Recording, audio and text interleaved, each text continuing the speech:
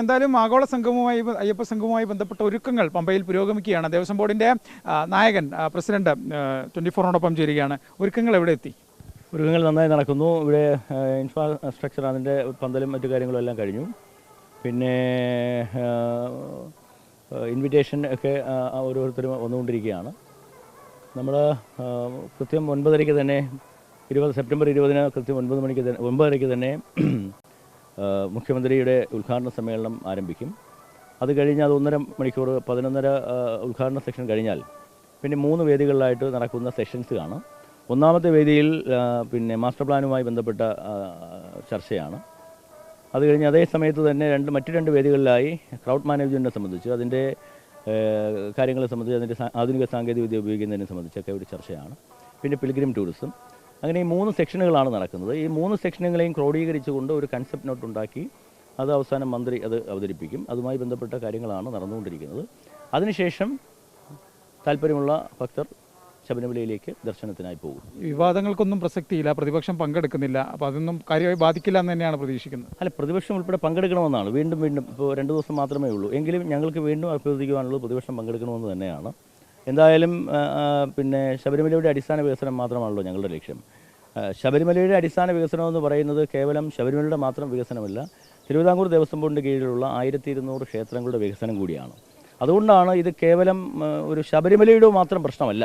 ഇത് തിരുവിതാംകൂർ ദേവസ്വം ബോർഡിൻ്റെ കീഴിലുള്ള ഒട്ടേറെ ക്ഷേത്രങ്ങളുടെ നവീകരണവുമായും അഭിവൃദ്ധിയുമായും ബന്ധപ്പെട്ട പ്രശ്നമാണ്. അതുകൊണ്ടാണ് എല്ലാവരും സഹകരിക്കണമെന്ന് വിനയപൂർവ്വമായി ഞങ്ങൾ വീണ്ടും അഭ്യർത്ഥിക്കുന്നത്. മറ്റൊരു വിഷയം, ഈ ഹൈക്കോടതി ശബരിമല ദ്വാരപാലകരുടെ സ്വർണ്ണപ്പാളിയുമായി ബന്ധപ്പെട്ട് ഭരണപരമായ വീഴ്ച എന്ന് പറയുന്നു. ക്ഷേത്രത്തിൽ ഗുരുതര വീഴ്ച സംഭവിച്ചു എന്ന് പറയുന്നു. ഈ 2019 സ്വർണ്ണപ്പാളി തിരികെ എത്തിച്ചപ്പോൾ മഹസറിൽ രേഖപ്പെടുത്തിയില്ല. അങ്ങനെ ഉദ്യോഗസ്ഥ ഭരണവീഴ്ച ഹൈക്കോടതി ചൂണ്ടിക്കാണിക്കുന്നുണ്ട്. അപ്പം തന്നെ സ്പോൺസർ ചെയ്ത ആൾ രണ്ടാമത് കൊടുത്തയച്ച സാധനം കാണാനില്ല, പീഠം കാണാനില്ല എന്ന് പറയുന്നു. ഈ വിവാദങ്ങളിലൊക്കെ എന്താണ് പറയാനുള്ളത്? ആദ്യമായി 2025 ഇപ്പോൾ നമ്മൾ ഇവിടുത്തെ ഒരു പിന്നെ ദ്വാരപാലകരുടെ മുകളിലുണ്ടായിരുന്ന സ്വർണ്ണ കവചം ചെന്നൈയിലേക്ക് പ്ലേറ്റിങ്ങിന് വേണ്ടി കൊണ്ടുപോയതുമായിട്ടായിരുന്നല്ലോ ഈ പ്രശ്നങ്ങൾ ഉണ്ടായത്.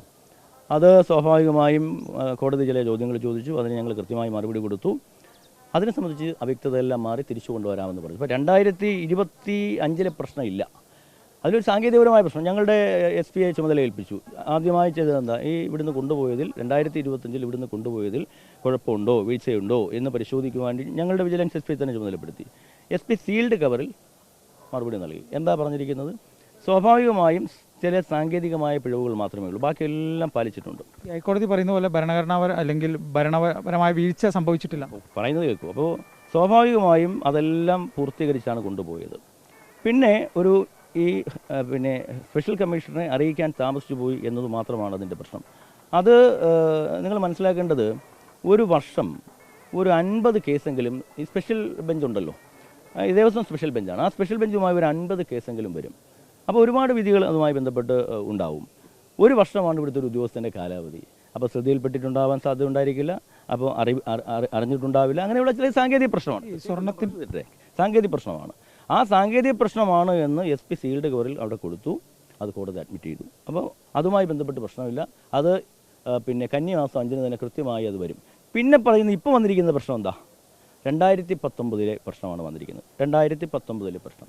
ആ 2019 പ്രശ്നത്തിലും ആരെയാണ് അന്വേഷണം ഏൽപ്പിച്ചിരിക്കുന്നത്? ഞങ്ങളുടെ വിജിലൻസ് SP ആണ് അന്വേഷണം ഏൽപ്പിച്ചിരിക്കുന്നത്. അദ്ദേഹം അത് കൃത്യമായി അന്വേഷിച്ച് പിന്നെ കോടതിയിൽ സമർപ്പിക്കും. മാത്രമല്ല, ഇപ്പോൾ നിങ്ങൾ ഈ സമർപ്പിച്ച വ്യക്തിയുടെ ഒരു സ്പോൺസറുടെ ഒരു അഭിപ്രായം വന്നിരിക്കുന്നു. അദ്ദേഹത്തിന് അതിനും ഉറപ്പൊന്നുമില്ല.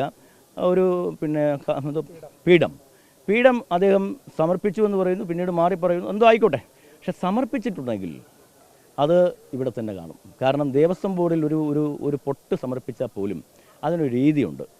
ദേവസ്വം തിരുവാഭരണ കമ്മീഷണർ, പിന്നെ അവിടുത്തെ Sabarimala administrative officer, executive officer വിജിലൻസിൻ്റെ സാന്നിധ്യത്തിൽ ഒരു മഹസർ തയ്യാറാക്കിയാണ് അത് സ്വീകരിക്കുന്നത്. ചുമ്മാ കൊണ്ട് വച്ചിട്ട് പോകാൻ പറ്റില്ല.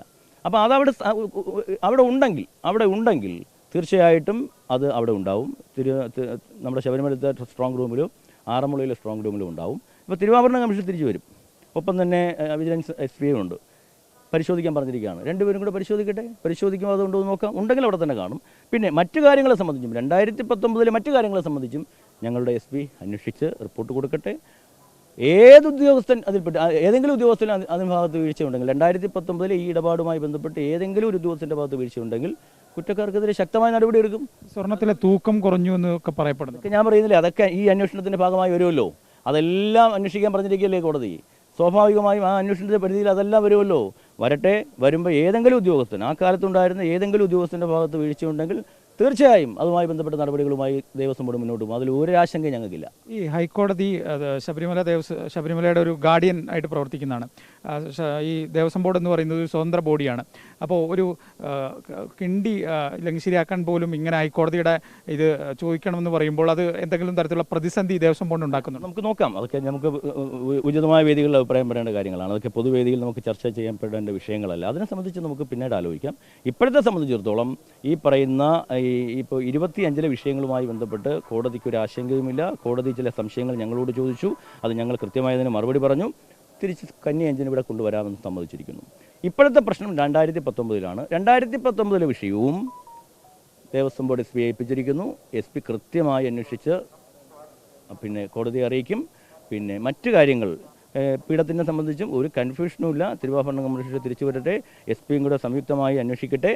ഉണ്ടെങ്കിൽ അവിടെ തന്നെ ഉണ്ടാവും. അതിലൊന്നും ഒരു കൺഫ്യൂഷനും ദേവസ്വം ബോർഡിനില്ല. പക്ഷേ ദേവസ്വം ബോർഡിനെ സ്വർണ്ണക്കള്ളന്മാരാണ്, കടത്തുകാരന്മാരാണ്, മോഷണക്കുറ്റത്തിന് കേസെടുക്കണമെന്നൊക്കെ പറയുന്നവർ, അതിൻ്റെ പൊളിറ്റിക്സ് ഞങ്ങൾക്കറിയാം.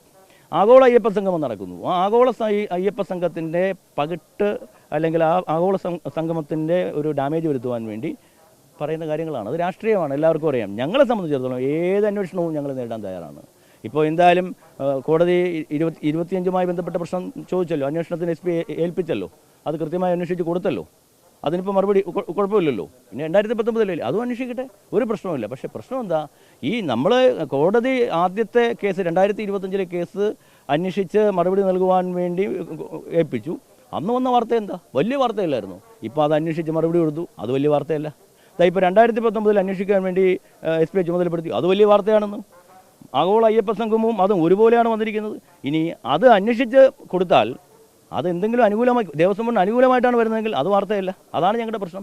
ഗൂഢാലോചന നടക്കുന്നു. ഒരു പ്രശ്നം, ഇവിടുത്തെ ഒരു പ്രശ്നം, ഇത് ദേവസ്വം ബോർഡ് പ്രസിഡന്റ് ഞാനാണ്, നാളെ ഞാൻ മാറും, തന്ത്രി മന്ത്രി ഇതെല്ലാം മാറിക്കൊണ്ടിരിക്കും. പക്ഷേ ശബരിമലയിലേക്ക് ഇതുമൂലം ഉണ്ടാകുന്ന ഒരു ഡാമേജ് ഉണ്ടല്ലോ. നിങ്ങൾ മത്സരിച്ച് വാർത്ത കൊടുക്കുകയാണ്, അതൊന്നും ഞങ്ങൾക്ക് ബുദ്ധിമുട്ടില്ല. പക്ഷേ അതുകൊണ്ട് ശബരിമല പോലുള്ള ഒരു ആരാധനാലയത്തിന് ഉണ്ടാകുന്ന ഒരു ഡാമേജ് നിങ്ങൾ ആലോചിക്കണം. കോടതി ഒരു ചെറിയ കാര്യം പറയും, സ്വാഭാവികമാണ്. കോടതി പറയും, കോടതി സംശയങ്ങൾ ചോദിക്കും. അതൊക്കെ ഭരണഘടനാ സ്ഥാപനം എന്ന നിലയിൽ കോടതിക്ക് ബാധ്യതയുണ്ട്, ഞങ്ങൾക്ക് മറുപടി പറയാനും ബാധ്യതയുണ്ട്.